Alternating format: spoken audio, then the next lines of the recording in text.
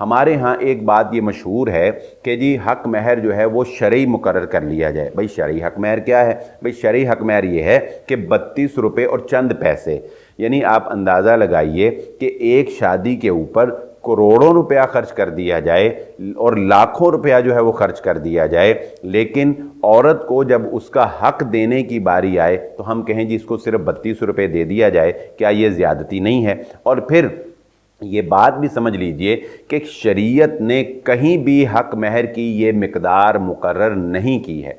हक महर रसूलुल्लाह सल्लल्लाहु अलैहि वसल्लम ने कम से कम भी रखा है, यानी कुरान मजीद की चंद सूरतें अपनी बीवी को सिखा देने को भी हक महर करार दे दिया गया है। लोहे की एक अंगूठी भी हक महर के तौर पे जो है वो मुकर्रर की जा सकती है। और एक ख़जाना, कुरान कहता है कि तुमने उनको एक किंतार, एक ख़जाना भी दिया हो तो तुम उनसे वापस नहीं ले सकते।